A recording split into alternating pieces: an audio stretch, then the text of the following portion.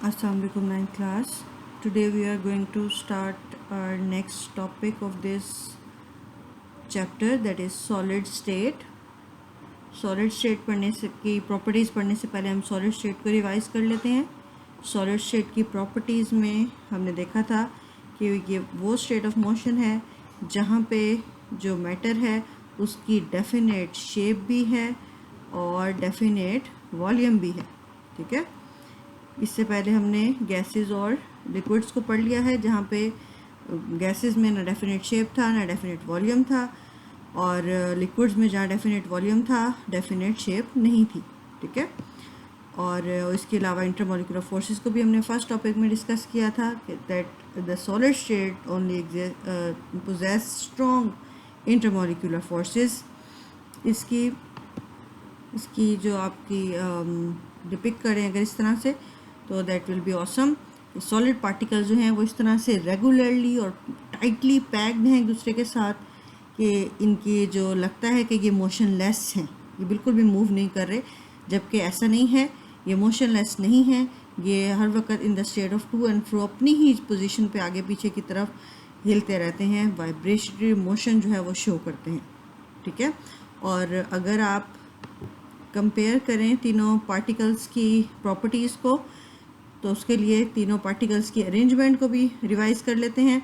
Solid state जो हमने आज शुरू करना है, और लिक्विड और गैसेस जो प्रॉपर्टीज़ हम पढ़ चुके हैं, इसमें देखें ये ख़ास इनकी अरेंजमेंट है जो कॉज करती हैं इनकी डिफरेंट प्रॉपर्टीज़ को। गैस, इसके बारे में हमने कहा था कि ना प्रॉपर शेप है ना प्रॉपर वॉल्यूम है, उसके मॉलिक्यूल्स हर वक्त हाई काइनेटिक एनर्जी की वजह से मोशन में रहते हैं।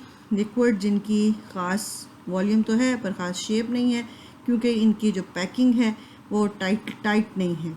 और सॉलिड्स जो कि आज हमने शुरू करने हैं जिसकी प्रॉपर्टीज़ पढ़ना, उसकी प्रॉपर्टीज़ जो है इन दोनों से बहुत ज़्यादा फ़र्क इसलिए है क्योंकि इसकी जो पार्टिकल्स हैं वो टाइटली पैक हैं, और जो है उनकी प्रॉपर्टीज़ भी इसके अकॉर्डिंगली हम देखेंगे। So coming back toward your book,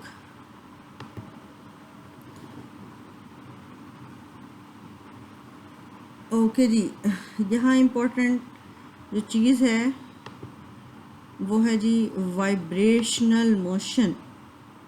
for the explanation, vibrational motion क्या होती है, आप सबको पता है कि मोबाइल के जो मोड हैं उसमें से एक वाइब्रेशन मोड भी होता है कि जो आपकी रिंग टोन है वो सुनाई नहीं दे रही होती, बल्कि आपका जो फ़ोन है वो एक हल्की सी मूवमेंट शो कर रहा होता है, जिसकी वजह से वो आपको एक ख़ास किसी हार्ड मेटल पे या किसी हार्ड सरफेस पे पड़ा तो उसकी घूम घूम की आवाज़ भी आती है।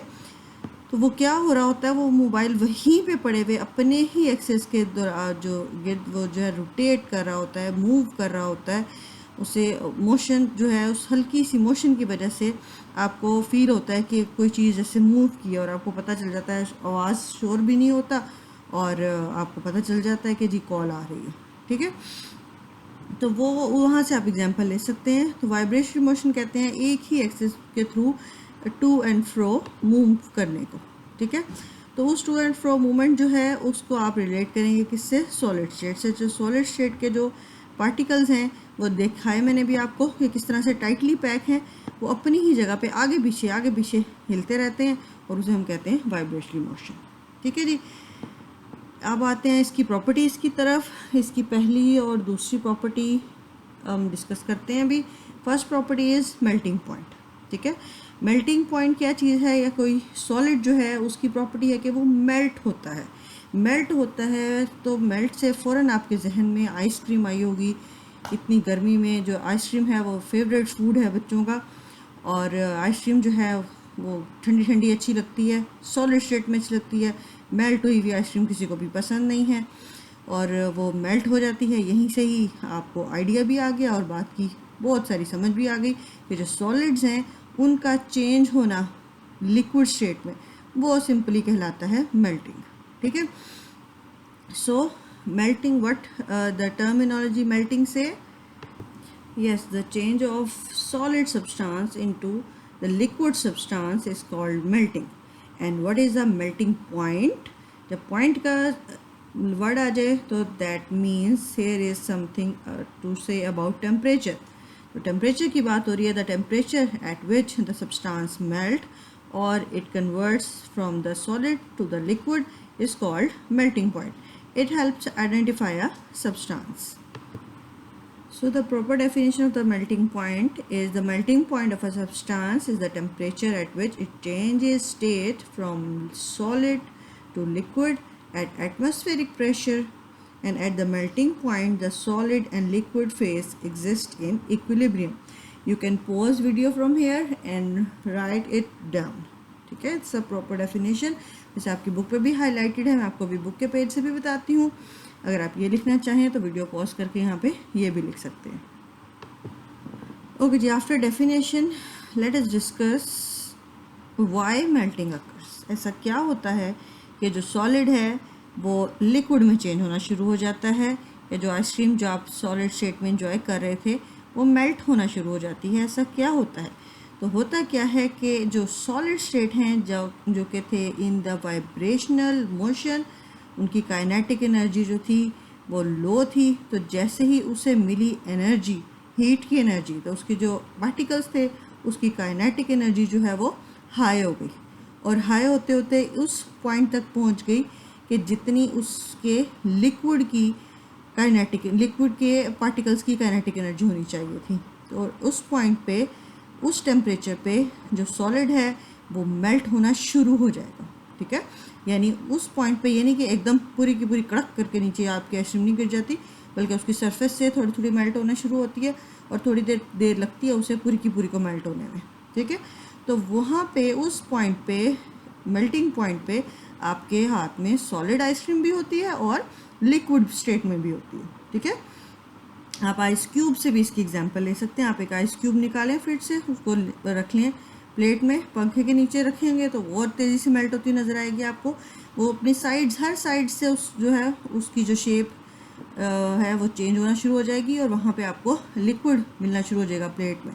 और वो लिक्विड क्या है, वो किस वजह से है कि जो उसकी जिस टेम्परेचर पे वो फ्रीज़ हुई थी वो टेम्परेचर आपने चेंज किया, उसे फ्रीजर से निकाला, और उस चेंज इन टेम्परेचर की वजह से आपके जो उसके पार्टिकल्स थे उसकी काइनेटिक एनर्जी हाई हो गई, और उस हाई काइनेटिक एनर्जी की वजह से उसने अपनी स्टेट चेंज की उसके मॉलिक्यूल्स ने, और उस हाई काइनेटिक एनर्जी की वजह से वो कन्वर्ट हो गई from the solid towards the liquid. वो जो टाइटली पैक मॉलिक्यूल्स थे उनकी जो स्टेट ऑफ मोशन थी वो वाइब्रेशनल थी, लेकिन जैसे उनकी काइनेटिक एनर्जी हाई हुई, उनकी स्टेट ऑफ मोशन जो थी वो क्या, उस हाई काइनेटिक एनर्जी की वजह से मोशन हाई हो गई, और वो किसके इक्वल हाई हो गई, उसकी ही लिक्विड स्टेट के इक्वल हाई हो गई। ठीक है, so at that point, melting point, आपका जो सॉलिड और लिक्विड है वो दोनों एग्जिस्ट करेंगे।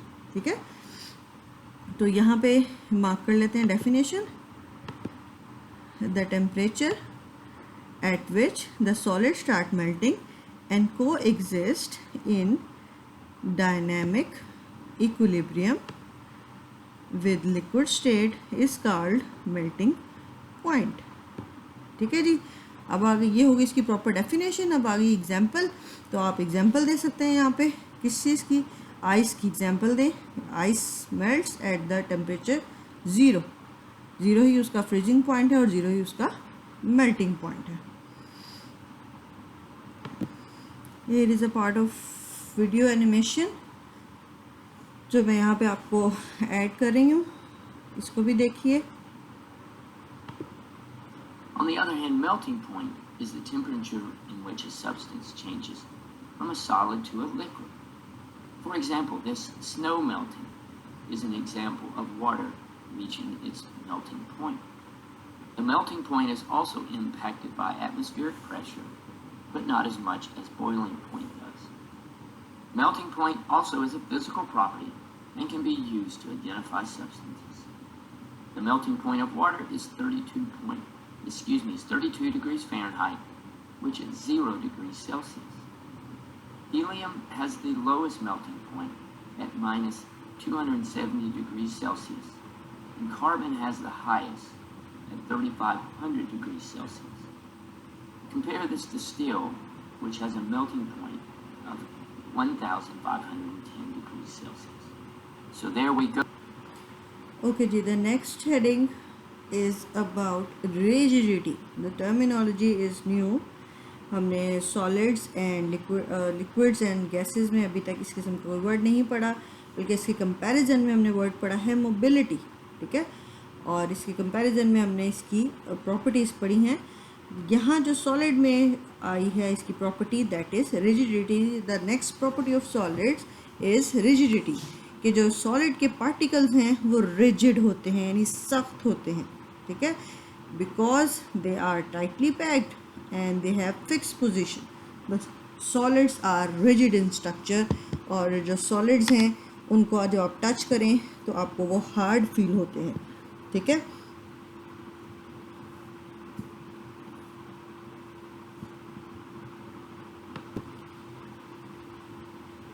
इसके बारे में हम ऑलरेडी बहुत डिस्कस कर चुके हैं. पार्टिकल्स की अरेंजमेंट भी, उनकी वाइब्रेटरी मोशन भी. ठीक है, सो वही चीज़ें इस रिजिडिटी को भी एक्सप्लेन कर रही हैं. बस टर्मिनोलॉजी न्यू है कि all the solid particles are rigid in their structures. ठीक है जी, नेक्स्ट प्रॉपर्टीज़ की देख लेते हैं. That is density. डेंसिटी को हम from the page number 90, density को हम डिस्कस कर चुके हैं लिक्विड्स में भी और गैसेस में भी. सो व्हाट द आइडियाज से, जो डेंसिटी है आपके ख्याल में वो किसकी ज़्यादा होगी, यानी मैस ओवर वॉल्यूम की जो रेशियो है वो किसकी ज़्यादा होगी. अभी तक लिक्विड की ज़्यादा थी और अब किसकी होगी, सॉलिड की. तो so the solids are denser than liquids and gases. अभी तक जो थी वो लिक्विड की डेंसिटी हम पढ़ रहे थे कि गैसेस से ज़्यादा है, तो अब सॉलिड्स जो हैं उससे भी नंबर ले गया. क्यों? क्योंकि इसके जो पार्टिकल्स हैं वो क्लोजली पैक हैं, वहाँ पे एम्प्टी स्पेसेस नहीं हैं, लिहाजा जो उसका मैस है वो भी फिक्स्ड है और जो वॉल्यूम है वो भी फिक्स्ड है. So they all among all the particles, the solid particles will have the highest densities. ठीक है, अब यहाँ पे एग्जाम्पल कोट की गई है, the density of aluminium and density of iron and gold which is also comparable. 2.70 gram per centimetre cube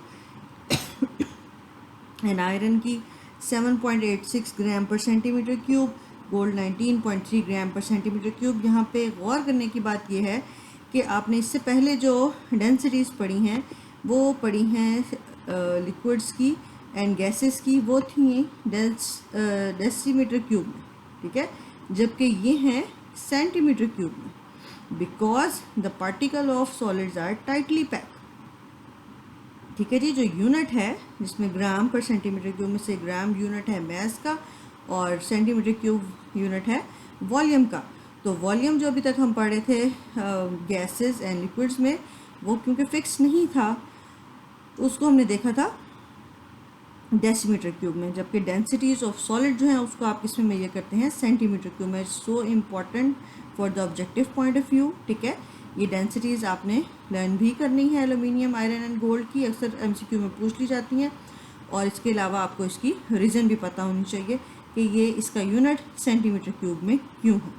ठीक है जी, so the diagram of solid से ऑल अबाउट द टॉपिक जो हमने आज पढ़े हैं, सॉलिड के मेल्टिंग पॉइंट, सॉलिड्स की रिजिडिटी एंड सॉलिड की जो है डेंसिटी, वो सब इस डायग्राम से एक्सप्लेन हो रही है. ये सॉलिड के जो टाइटली पैक पार्टिकल्स हैं, जब इनकी एनर्जी को हाई किया जाए, काइनेटिक एनर्जी को, तो ये मेल्ट होना शुरू होते हैं. जिस टेम्परेचर पे होते हैं उसे हम मेल्टिंग पॉइंट कहते हैं. और क्योंकि ये टाइटली पैक हैं लिहाजा ये सॉलिड हैं, ये रिजिड हैं. ठीक है जी, और क्योंकि ये टाइटली पैक हैं इसलिए इनकी मैस और वॉल्यूम की जो रेशियो है वो सबसे ज़्यादा है और इनकी जो डेंसिटीज़ हैं वो सबसे ज़्यादा हैं.